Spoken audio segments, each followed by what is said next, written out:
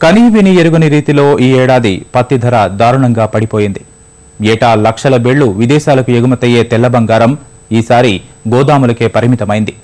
కనీస మద్దతు ధర రాక రైతాంగం తీవ్రంగా నష్టపోయింది.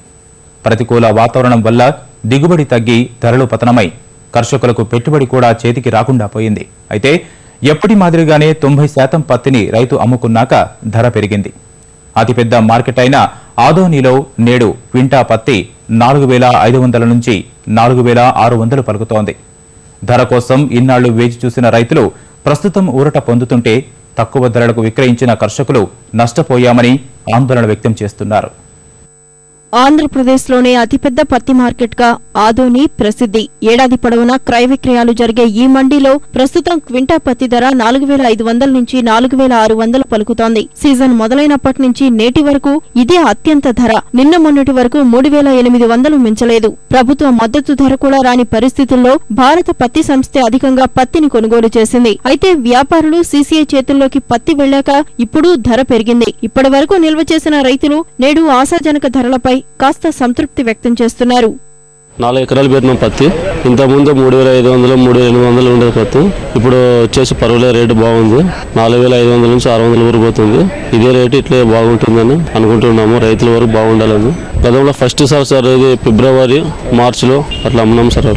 అప్పుడు రేట్ డౌన్ ఉంది సార్. అప్పుడు లేదు సార్, అమ్మలేదు సార్. అప్పుడు రైట్ వస్తుందని కదా సార్ అట్లా పెట్టినా సార్ స్టాక్.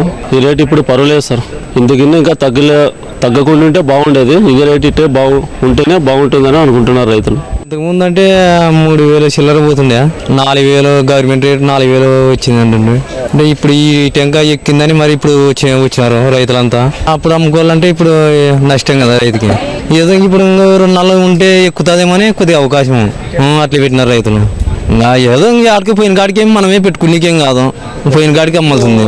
ఏమంటే ఇప్పుడు మందులు మరి నెక్స్ట్ నాటేకి విత్తనాలన్నీ తెచ్చుకోలేదు, మందులు అన్నీ కావాలి కదా లెక్క, అందుకోసం అమ్ముతున్నాం. అంతర్జాతీయ మార్కెట్లో గింజలు, దూది, దారం ధరలు పెరగడంతో పత్తి ధర పెరిగిందని మార్కెట్ వర్గాలు చెప్తుండగా పెరిగిన ధరలపై రైతన్నలు ఆందోళన వెలిబుచ్చుతున్నారు. ఇప్పటికే అధిక శాతం పత్తినంతటినీ అమ్ముకున్నామని మళ్లీ పంట వేసే సమయం దగ్గర పడిన వేళ పెరిగిన ధర వల్ల ఎవరికి ఉపయోగమని వారు ప్రశ్నిస్తున్నారు. 2 ఎకరాలు వేసినాడు, ఎకరాకి 4 క్వింటాలు అయింది అంతే. అలా రేటు అప్పుడు 3,500 అయిపోయింది. ఇప్పుడు రేటు 5,000 నడుస్తుంది.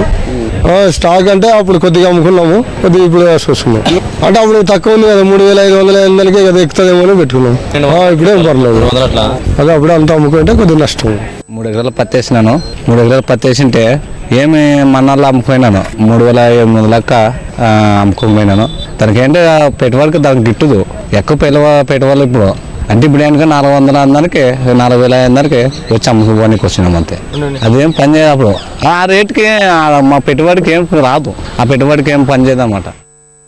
కర్నూలు జిల్లాలో గతేడాది పత్తి దిగుబడి ధర బాగున్నందున ఈ ఏడాది 2,56,000 హెక్టార్లలో పత్తి పంటను సాగు చేశారు. సకాలంలో వర్షాలు పడకపోవడంతో ఈ ఏడాది సగటున హెక్టారుకు 10 నుంచి 12 క్వింటాళ్ల దిగుబడి వచ్చింది. మూలిగే నక్కపై తాటిపండుల ఎగుమతులు మందగించడంతో ధర 3,800కే పరిమితమైంది. ఇలాంటి పరిస్థితుల్లో సీసీఐ కొనుగోలు చేసినా కొంతమంది పత్తి పంటను విక్రయించలేదు. అలాంటి వారు ప్రస్తుత ధరలకు మురిసిపోవడం లేదు.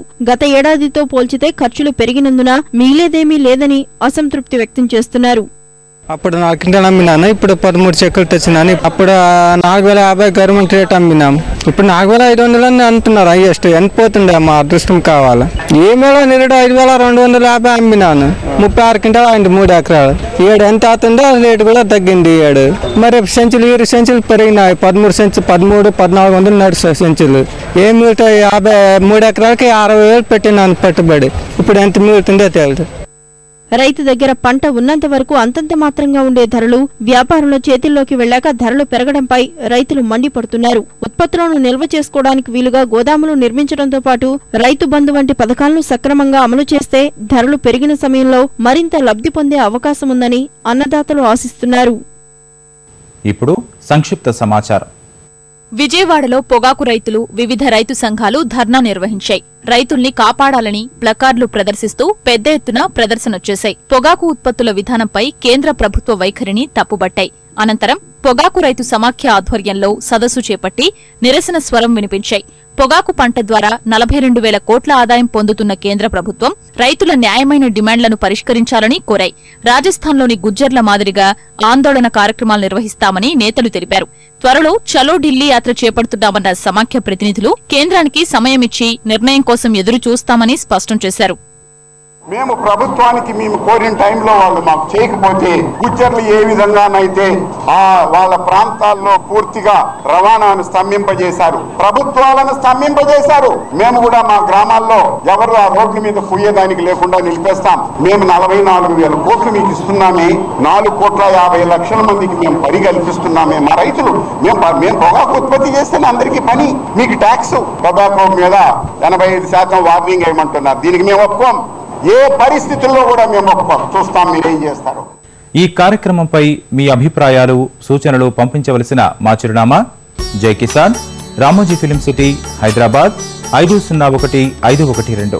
Mobile number 9394450069.